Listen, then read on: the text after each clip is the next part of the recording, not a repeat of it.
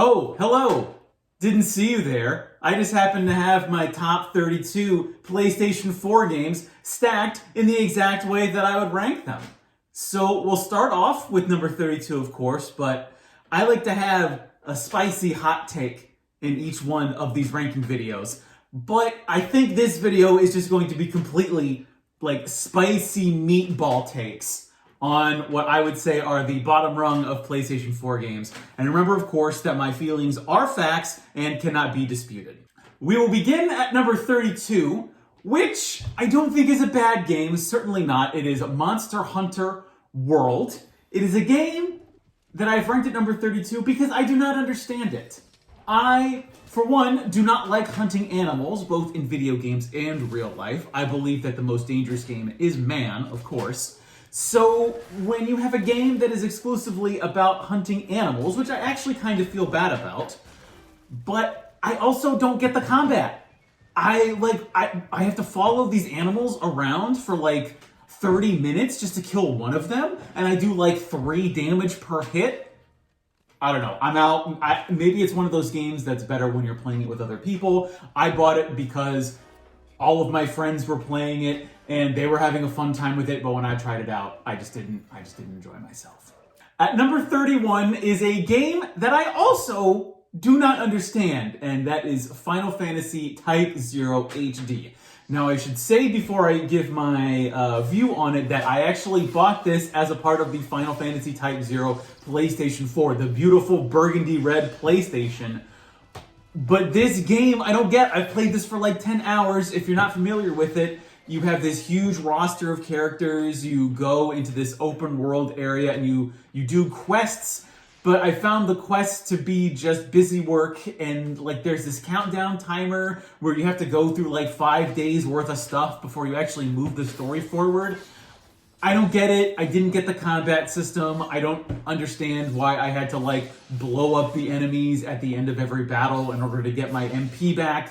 I just found the whole combat system baffling, and I didn't really enjoy it as much as an RPG as I thought I would. At number 30, a game that is by no means a disappointment. I think it's very good. We have Darius Burst Chronicles Saviors, a horizontally scrolling shooter that is points against it because I prefer vertically scrolling shooters. Horizontally scrolling is weird, but it's got an amazing soundtrack, and I actually do enjoy the shield and the shot system that it has. But the bosses don't really work for me. I don't like, much like Monster Hunter, I don't like it when animals are turned into like cybernetic spaceships. There are some really cool boss engagements though, and I do like that it's got the branching path system. But just overall, there was not really a ton within the game that kept me playing it over and over again, which you have to have in a shooter because it is essentially playing the same 30 minutes of gameplay over and over again. Sometimes it works, but I think in Darius's instance, it doesn't.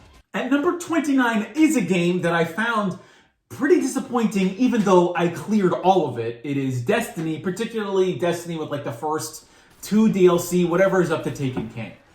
I played Destiny because everyone on the internet was talking about how great of a first-person shooter it is, and I do think that the gunplay, whatever you want to call it, the combat system, is very intriguing. However, I do not like RPG-style shooting games. I feel that if I shoot an enemy in the head, no matter how big, how high of a level they are, how low of a level I am, they should just be dead. That is not necessarily the case in Destiny, no matter what DLC you're playing. But aside from that, that's not really the biggest deal. I also don't really like loot systems, so it's sort of like, why did I even pick this game up? What gets me is the story. This story, on a surface level, Destiny takes place in the far future where mankind has colonized the stars, only aliens came in and took over all those colonies, and there's like one city left of humanity. That sounds amazing to me, and whenever I actually get into the game itself, like there's some atmospheric quality to it that I really enjoy, but I've played through all of this, I cannot tell you what happens. I don't even, because the story just, by the very nature of the game, because it has to be this shooter that's also an MMORPG, I feel like nothing in the story is actually consequential. The fact is, you go and you blow up the Taken King at the very end, but then you have to go back to the same city and it looks exactly the same, and then you have to go out on more missions just to do cleanup work. I guess you're sort of like a shooting custodian at a certain point. I just didn't really enjoy myself all that much, and the reason that Destiny is low on this list is simply because I played through it and I can't remember any of it. At number 28, at least I hope it's 28 because I often lose count when I do lists like this, is Jedi Fallen Order, a game I really looked forward to because I love Star Wars games, but I feel like it's trying to do too many things. Now, it takes place after Revenge of the Sith, but before A New Hope. You play as this Jedi who's trying to get away from the Empire, but then gets wrapped up in all that. I didn't like the enemies. I didn't like the Inquisitors, even though I read about them in the comics and finally facing them here. The combat is cool, but I think as a game on the whole, for one, I don't like Star Wars games where the Force is treated like an RPG system. The Force isn't something that you level up. It's just a plot device to move Star Wars forward. But I also think that Fallen Order tries to do too many things at the same time. It tries to be too many different games. It tries to be Metroidvania and Dark Souls, and I don't think that those two gameplay things actually merge to become more than some of their parts. I actually think that merging those two genres detract, because when you're trying to explore, and what I found was when I was trying to explore in Jedi Fallen Order, what would happen is, I would die because I'm not very good at video games, but then because of the nature of Metroidvanias, I would very often get distracted by whatever shiny thing was off on a different path, so I wouldn't be going back to the previous path where I died in order to get back all of my experience points. So I felt like, in that sense, exploration, which is the name of the game in a Metroidvania, was almost sort of penalized in a way because they were trying to put in that Dark Souls kind of progression system, and it just did not work for me. At number 27 is what I think still remains one of the best looking PS4 games, which is surprising because this came out in like the first 1 or 2 years of the PlayStation 4 life cycle. It is The Order 1886, and I've heard a lot of people say that's not a very good game. I actually think it's a fine game. I think people didn't like The Order 1886 when it first came out because it was a linear shooter in an era when big open world games were coming out, like Destiny, like Metal Gear Solid, like Horizon Zero Dawn.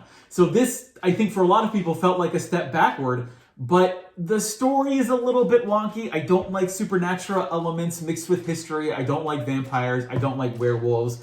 I do like that it takes place in a sort of steampunky Victorian era, but overall, the story wasn't really that interesting. The combat was fun to a point, but I just think it could have been a little bit better, and it did kind of tank a video game studio. At number 26, we have Doom, the soft reboot, whatever you want to call it.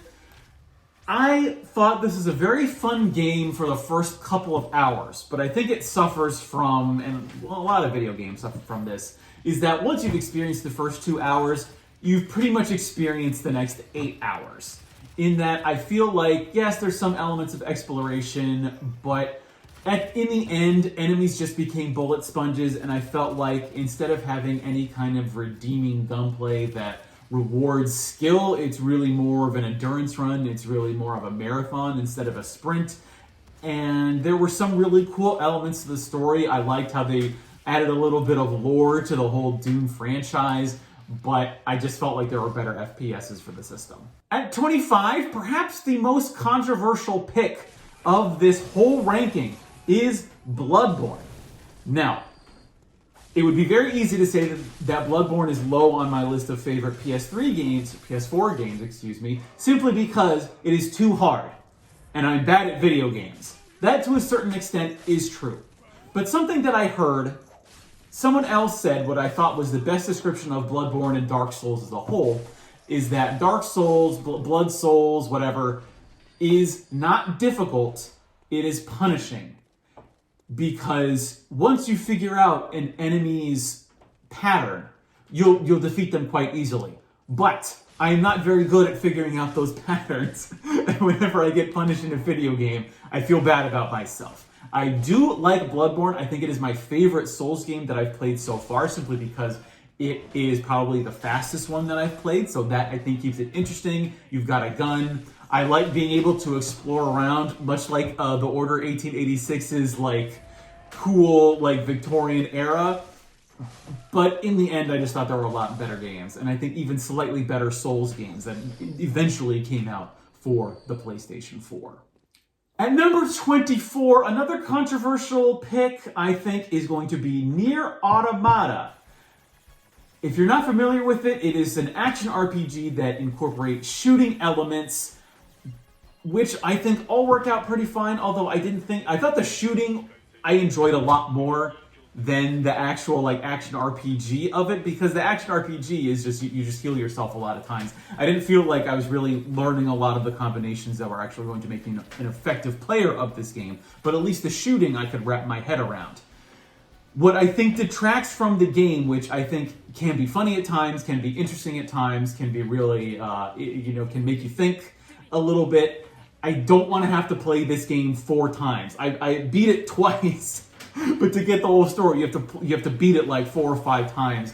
I know the 3rd or 4th time around is apparently a completely different game, but I think just to get to that point, you're already going to be, 15 or 20 hours into the story to even appreciate that fact. And I think that just took away from the game as a whole. That concludes the bottom 8 of the best 32 games for the PS4. These are actually all pretty good games. And actually what I'm amazed by all of these games is how cheap they are. Now that we've come out with the PS5, we've moved on to the Xbox, I don't know, whatever the new Xbox is called. These things are only going to go down in price. So I think as much as people might like to complain about how expensive video game collecting has become, you've got all of these games right here, and the list is just going to keep getting better and better, so I hope you tune into the next video. I've been your man out of Japan, Jay Contra. Thanks for watching, and mahalo.